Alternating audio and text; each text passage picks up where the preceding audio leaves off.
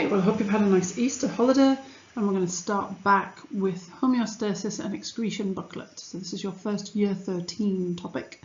So today's lesson is just to do a bit of a recap of what we mean by homeostasis. We're going to go back through what is a stimulus, what is a response, feedback, negative feedback and positive feedback. Okay, so just have your book with you as you're going through the PowerPoint, and then you can pause when you need to, fill in the booklet when you need to. Okay. Right, so the need for communication. Why do we need cells to be able to communicate with each other? And it's an integral part of homeostasis. You can't really have homeostasis unless these things can actually communicate with each other. So we're going to have a quick recap of cell signaling, the importance of cell signaling, and how it integrates into homeostasis. And then we're going to have a look at homeostasis itself. We're going to define homeostasis. So you did homeostasis at GCSE, and we had a definition there. We're just going to add to it very slightly for A level.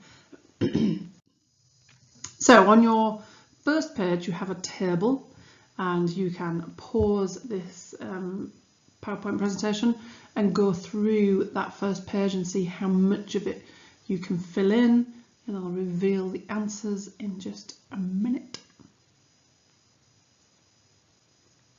So this is what your table should look like. So any change in the environment that causes a response, that's the stimulus. The stimulus is the thing that you are reacting to.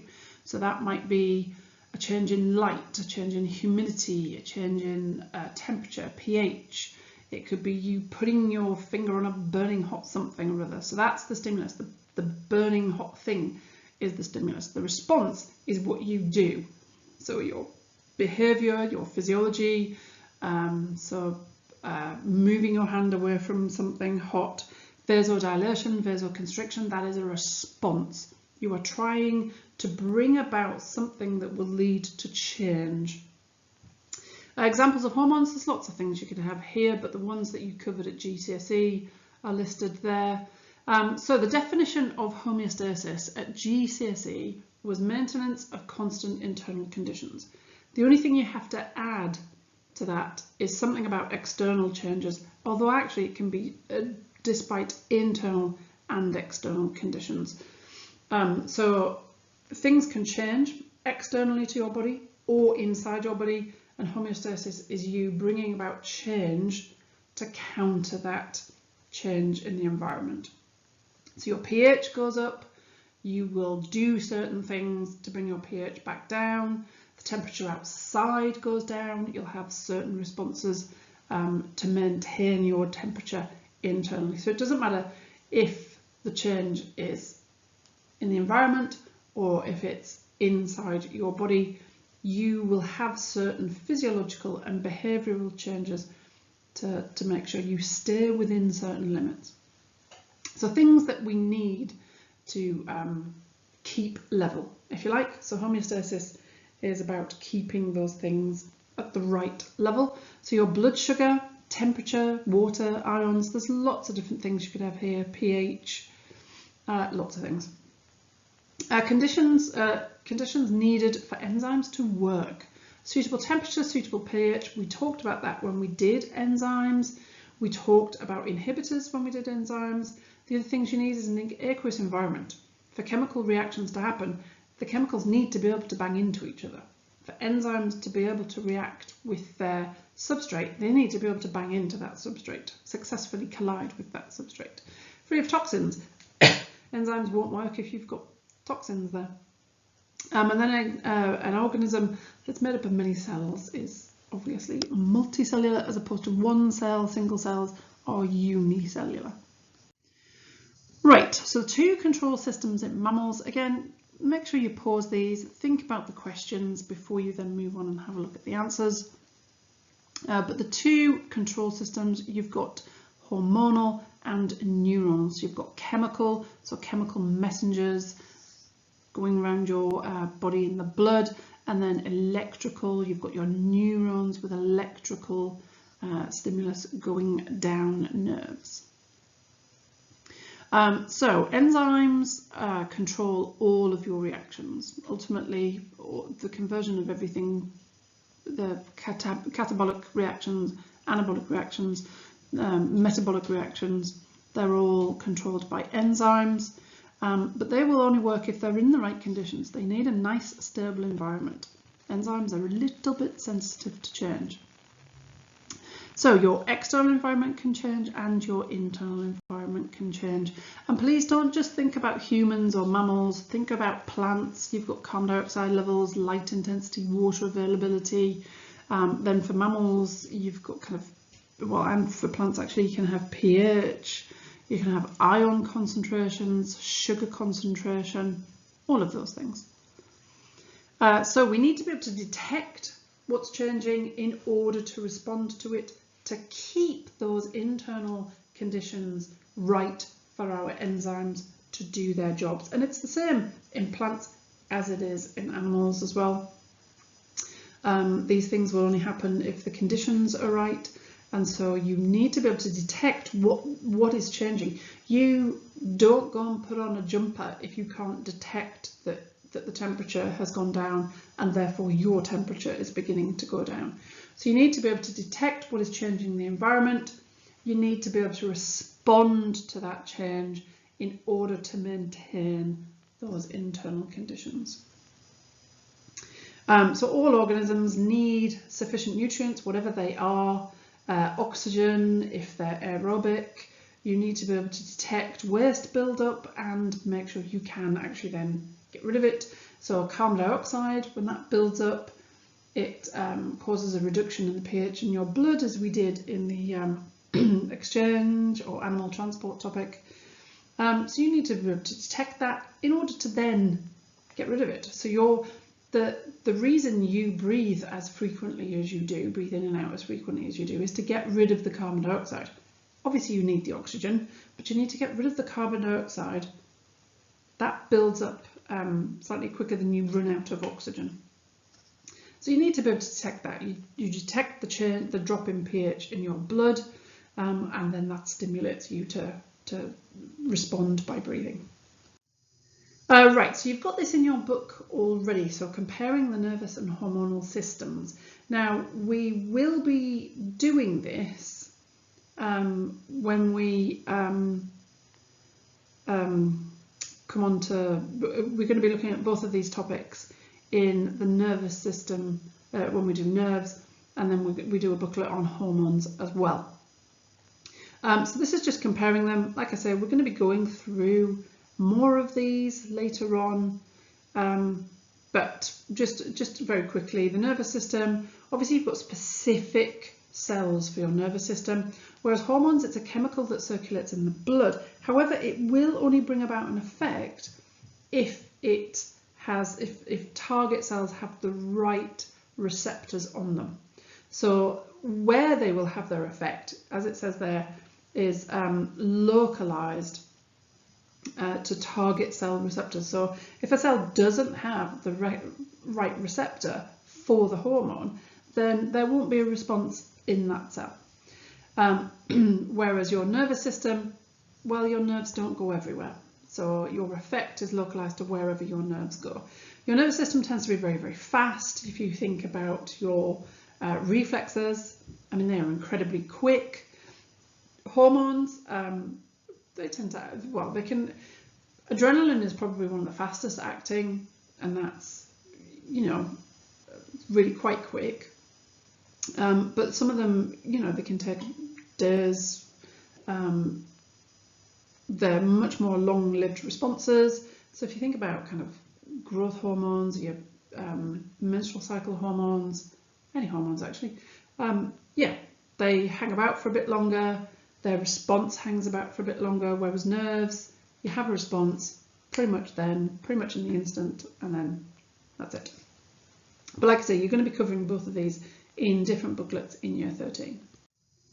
Right, so good communication systems. Please pause the presentation, have a think about what a good communication system involves. What do you need in order to be able to detect and respond in the right way? Think about the whole organism. So have a pause and have a think. So it must cover the whole body. There's no point in being able to detecting, communicating, responding in just parts of your body. You want the appropriate response. If it's to run away, you don't just want your legs to be able to do that. In order to run, you need to have a whole body response. You need to be able to breathe deeper. You move your arms. You need to be looking where you're running away from. All of those things.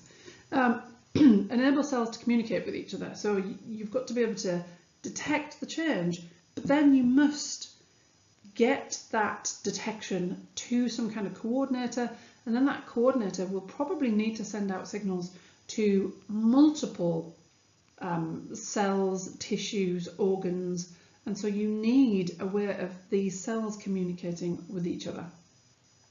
You need specific communication as well, because you want the specific response. So it needs to be specific and rapid, because you want to be able to send that signal or that message or whatever to the right parts of your body at the right time. It needs to be quick, because you usually need to respond fairly quickly.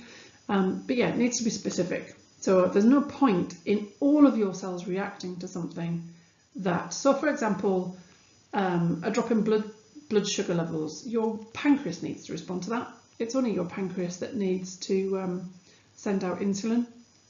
That's where it's produced. So that's what we mean about specific. Short-term and long-term responses. Now, this differs depending on what the response is. So can I think of any examples?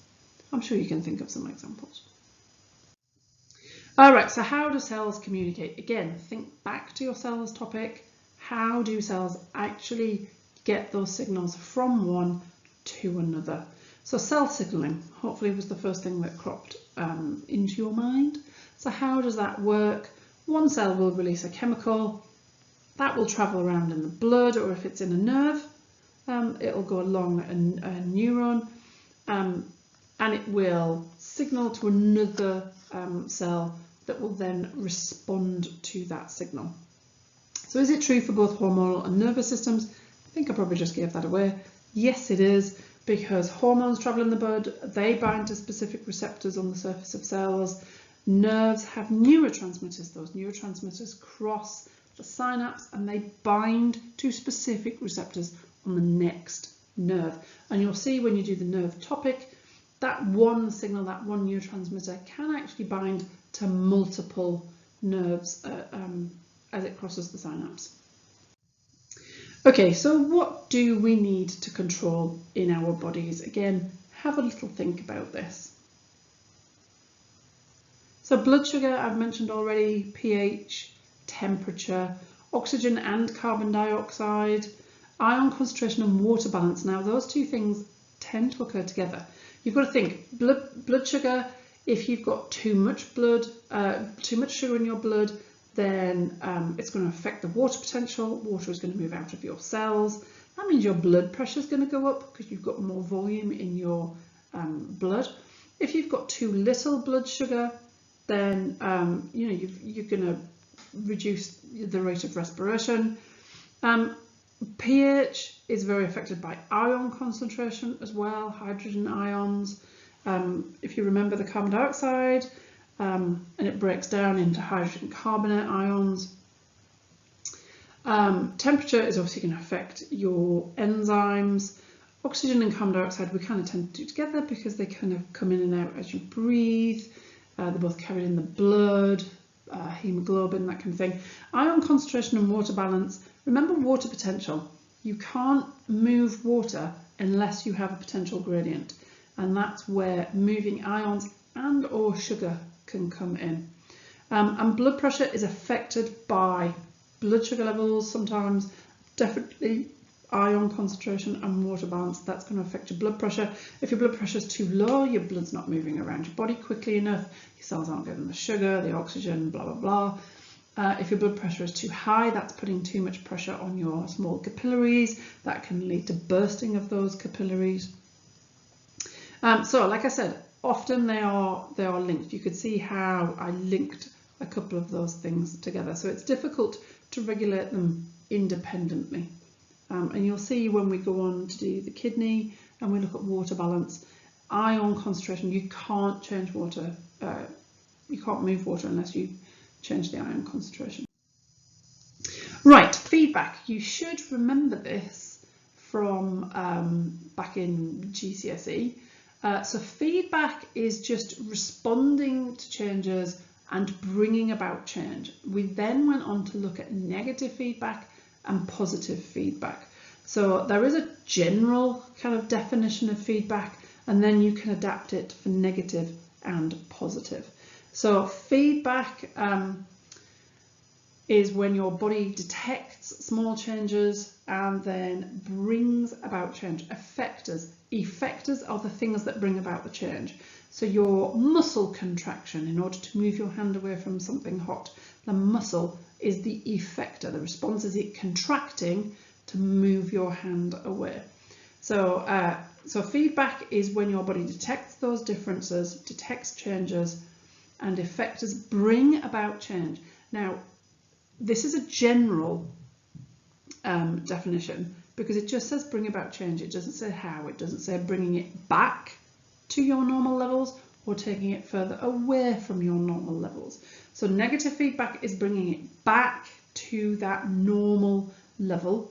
So if you were to think of a seesaw, it would be nice and level. Positive feedback, it's taking it further away from that normal. Okay, and we'll have a look at examples of both of those. So feedback definitely relies on cell signaling because your cells need to be able to detect. They then need to be able to send signals to the effectors. And then even once the effectors have done their job, so if you contract a muscle to move your hand away from something hot, you then need to still detect that you have moved it and that the temperature of your skin is now going back down. So it's not just about having a response and then that's it. You are constantly then monitoring to make sure that it's had the right effect. For example, if the temperature of your house starts to drop, or you walk outside and the temperature outside starts to drop, you're going to detect that. And your body's going to want to do very small changes so that your core temperature doesn't drop. But to begin with, your extremities will notice a drop in temperature. Your ears might get cold, your nose might get cold, your fingers might get cold. And so you might change your behaviour. You might put a coat on, you might put a jumper on, you might turn the heating up. But then you need to keep responding to your environment. Has your temperature now changed? Have your fingers, your ears, your nose, whatever, become warm? Is your core temperature still dropping? And then you will change your behaviour depending. So if you're fine, then great, you'll just sit like that. If you're still getting cold, you might kind of jump up and do 20 star jumps or have a hot cup of coffee or whatever to try and get that temperature back up again. So it's a constant process. Right, so negative feedback, the most common type of feedback is negative feedback. This is what usually we talk about with homeostasis. It's about keeping your level kind of that nice straight line. So if it was a seesaw, that's not very straight. Keeping it level, keeping it within certain levels. So you can have a slight dip either way, but you're going to try to keep it. You're going to just regulate it so that it stays about level. So sensory receptors detect that change, and then your effectors try to reverse that change, try to bring it back to that normal level. Okay, so bringing it back to the norm is what I'm going to talk about. So like I said, trying to think of a seesaw, trying to keep it level. Or if you've got like a, I don't know, like a plane with wings, you want to keep them nice and level. You don't want to be banking off to one side and throwing up or anything like that. So this is a negative feedback loop. So if we have a look, kind of generically, if we have a look at whatever it is that is changing, that is rising above the normal level. So if this is your blood glucose rising above normal, you've just eaten. If you're in lockdown, then you've probably massively overeaten. If you're anything like me.